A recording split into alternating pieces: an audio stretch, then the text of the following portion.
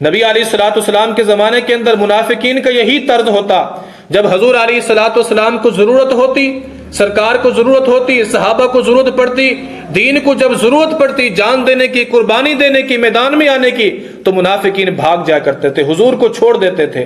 غزوہ احد، نبی علیہ الصلوۃ والسلام مدینہ سے نکلے تو 1000 تعداد تھی مسلمانوں کی، 1000 تعداد میں مجاہدین تھے۔ جب نبی علیہ الصلوۃ والسلام راستے کے اندر تھے تو عبداللہ بن ابی جو منافقین کا سردار تھا اپنے 300 ساتھیوں کو لے کر کے مدینہ واپس آ گیا۔ حضرت جابر رضی اللہ تعالیٰ عنہ کے والد نے فرمایا کہ عبداللہ بن ابی، یہ تمہارے لیے مناسب نہیں ہے، تم اپنے نبی کو اور نبی کے صحابہ کو تم جو راستے کے اندر چھوڑ کر کے چلے جاؤ گے، جب دشمن سامنے ہے، جب دشمن لڑنے کے لیے سامنے آ گیا ہے اور اتنی بڑی تعداد کے اندر 3000، اور تم نبی علیہ الصلوۃ والسلام کو چھوڑ کر کے تم واپس جا رہے ہو، تو یہ کہنے لگا ہم اپنے آپ کو قتل کیوں کرائے، ہم تو لڑنا ہی نہیں جانتے،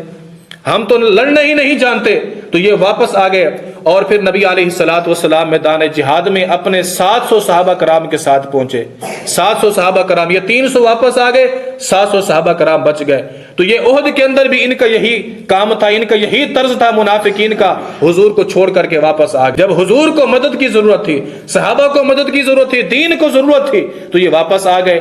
غزوہ خندق کے موقع پر جب پورا عرب مدینہ کے اوپر چڑھائی کے لیے آن پہنچا، اتنا بڑا لشکر لے کر کے وہ آ گئے، حضور علیہ الصلوۃ والسلام نے خندق کھودی مدینہ کے ارد گرد دفاع کے لیے، تو یہ منافقین حضور کے پاس آ گئے، یا رسول اللہ ہمیں اجازت دیجئے، ہم گھر جانا چاہتے ہیں، ہمارے گھر اکیلے ہیں، ہمیں خطرہ ہے کہ ہمارے گھروں کے اوپر کوئی حملہ نہ کر دے۔ تو یہ حضور سے ہیلے بہانے کر کے یہ گھروں کو واپس آ گئے۔ غزوہ تبوک کے موقع پر بھی ان کا یہی معمول تھا، حضور کی بارگاہ میں پہنچے، یا رسول اللہ ہم نہیں جا سکتے، ہمیں فلاں تکلیف ہے، ہمیں فلاں پریشانی ہے، تو یہ واپس آ گئے۔ یہ منافقین کا طرز تھا کہ حضور کو چھوڑ کر کے آ گئے۔ چاہیے تو یہ تھا کہ جب حضور علیہ الصلوۃ والسلام میدان جہاد کے اندر ہیں، حضور علیہ الصلوۃ والسلام کے اوپر بار بار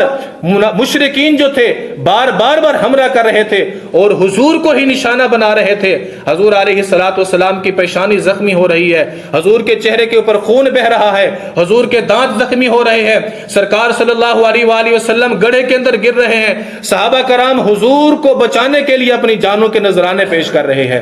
پھولوں کی طرح اپنی جانیں نچھاور کر رہے ہیں حضور کے اوپر۔ حضرت ابو دجانہ تیر کھا رہے ہیں اور حضرت قتادہ کی آنکھ نکل رہی ہے، حضرت سعد بن ابی وقاص حضور کے دین کے لیے، حضور کے لیے تیر چلا رہے ہیں، حضرت حمزہ شہید ہو رہے ہیں، حضرت مصعب بن عمیر شہید ہو رہے ہیں، حضرت حنظلہ شہید ہو رہے ہیں، شہدائے احد کی لاشوں کا مسلح بنایا جا رہا ہے۔ حضور علیہ الصلوۃ والسلام اس مشکل حالات کے اندر ہیں، ادھر جو منافقین تھے وہ مدینہ کے اندر مسجد نبی کے اندر نماز پڑھ رہے تھے، وہ نماز پڑھ رہے تھے، ان کی اپنی ترجیحات ہوتی ہیں۔ حضور علیہ الصلوۃ والسلام کے دین کو ادھر ضرورت ہے، صحابہ کرام 70 یا 80 84 کے قریب صحابہ کرام شہید ہوئے، اور فرماتے ہیں کہ 30 سے 35 صحابہ صرف حضور کا دفاع کرتے کرتے شہید ہوئے۔ اتنی بڑی جلغار کافروں نے پورا زور لایا ہوا تھا حضور علیہ الصلوۃ والسلام کو شہید کرنے کا۔ صحابہ کرام کے جسم جو تھے وہ تیروں سے چھلنی ہو گئے، کئی صحابہ کرام ایسے تھے جن کی لاشیں بھی نہیں پہچانی جا رہی تھی۔ صحابہ ادھر حضور کے دین کے لیے اپنی جانیں دے رہے ہیں، اپنے اولاد شہید کرا رہے ہیں، ادھر جو منافقین تھے مسجد نبوی میں نماز پڑھ رہے ہیں۔ دیکھیے ان کا طرز عمل، ان کی اپنی ترجیحات۔ اور ادھر بھی تبوک کے موقع پر جب نبی علیہ الصلوۃ والسلام کو ضرورت ہے، حضور کے جو صحابہ کرام تھے، جب حضور نے فرمایا کہ مسلمان مشکل حالات کے اندر ہیں، روم جیسی بڑی طاقت کے ساتھ ہم نے لڑنا ہے، تو ادھر نبی علیہ الصلوۃ والسلام نے صدقہ کی ترغیب دی، تو صحابہ کرام صدیق اکبر اپنا سارا مال لے کر کے آ رہے ہیں، حضرت عمر فاروق اپنا آدھا مال لے کر کے آ رہے ہیں، حضرت عثمان غنی رضی اللہ تعالی عنہ اکثر جو لشکر تھا اس کا جو سادہ سامان تھا وہ سارا فراہم کر رہے ہیں، حضرت ابو عقیل انصاری جو نبی علیہ الصلوۃ والسلام کے غریب صحابی ہے، غریب صحابی ہیں، گھر میں کچھ بھی نہیں ہے، دل کر رہا ہے حضور علیہ الصلوۃ والسلام کے دین کے لیے کچھ میں بھی جو ہے وہ صدقہ کروں، حضور کی بارگاہ میں کچھ مال میں بھی پیش کروں، گھر کے اندر کچھ بھی نہیں ہے، ساری رات کنویں سے پانی نکالتے رہے اور ایک یہودی کے باغ کو، کھجوروں کے باغ کو سیراب کرتے رہے، ساری رات ڈول سے پانی نکالتے رہے، اور ادھر سے جو کھجوریں ملی آدھی اپنے گھر کے اندر رکھی، آدھی حضور علیہ الصلوۃ والسلام کی بارگاہ میں پیش کر دی۔ جب سرکار علیہ الصلوۃ والسلام کی بارگاہ میں لائے تو سرکار نے اس صحابی کو حکم دیا، فرمایا یہ میرا غلام ابو عقیل انصاری یہ کھجوریں لایا ہے، اس سے جو کھجوریں ہیں نا یہ کھجوریں لے کر کے جو خورد و نوش کا جو سامان جو ڈھیر لگا ہوا ہے اس کے اوپر ڈال دو، اللہ تعالیٰ اس میرے غریب غلام کے خلوص کی برکت سے باقیوں کے صدقات کو بھی قبول فرما لے گا۔ ادھر نبی علیہ الصلوۃ والسلام کے غلام یہ صدقات پیش کر رہے ہیں، ادھر منافقین جو ہے وہ گھروں کے اندر بیٹھے ہوئے ہیں۔ آج بھی آپ دیکھیے ادھر فلسطین کے اندر جو مسلمان ہیں آج ان کو بھی ہماری مدد کی ضرورت تھی، ہماری مدد کی ضرورت تھی۔ قبلہ اول بیت المقدس کو بچانے کے لیے ہم آگے بڑھتے، ہم مسجد اقصیٰ کی حفاظت کرتے، وہ نبیوں کا مسکن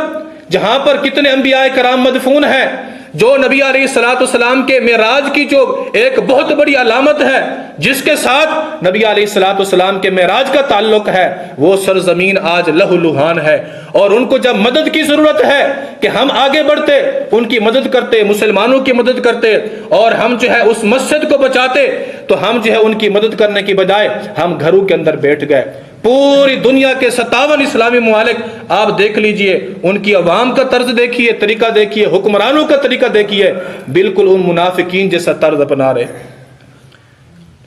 اللہ تعالیٰ اس لیے قرآن پاک میں اندر فرماتا ہے اِلَّا تَنْفِرُوا يُعَذِّبْكُمْ عَذَابًا عَلِيمًا، فرمایا کہ اگر تم نہ نکلو گے راہ خدا کے اندر جہاد کے لیے، میرے نبی کے دین کے لیے، میرے نبی کے دین کے غلبے کے لیے، غلبہ اسلام کے لیے، مسلمانوں کی مدد کے لیے، تو فرمایا یعذبکم عذابا علیما، اللہ تعالیٰ تمہیں دردناک عذاب دے گا۔ علماء کرام فرماتے ہیں اللہ تعالیٰ مختلف صورتوں کے اندر عذاب بھیج دیتا ہے۔ جو جہاد سے منہ موڑ لیتا ہے، فرمایا اللہ تعالیٰ پھر ان کے اوپر دوسری قوموں کو مسلط فرما دیتا ہے، ان کو پھر وہ ڈراتے ہیں، دھمکاتے ہیں، وہ پھر ان کو گھبراہٹ کا سامنا ہوتا رہتا ہے، ان کو اللہ تعالیٰ مختلف عذابات کے ذریعے آزماتا ہے۔ فرماتے ہیں کہ ایک قبیلہ تھا، نبی علیہ الصلوۃ والسلام نے جب ان کو جہاد کے لیے جانے کے لیے سرکار نے ان کو جب دعوت دی تو انہوں نے سستی اور کاہلی کا مظاہرہ کیا، تو فرمایا اللہ تعالیٰ نے پھر ان کو قحط سالی کے اندر مبتلا کر دیا، اللہ تعالیٰ نے بارش کو روک لیا، وہ بھوکے مر گئے، بھوک کا ان کو سامنا کرنا پڑا۔ تو اللہ تعالیٰ ایسے مختلف عذابات کے ذریعے سے آزماتا ہے۔ آج بھی اگر آپ دیکھیے تو ملک پاکستان کے اندر دیکھیے ہمیں کتنی پریشانیوں کا سامنا ہے، ہم گن نہیں سکتے کتنی مشکلات کا سامنا ہے، ہم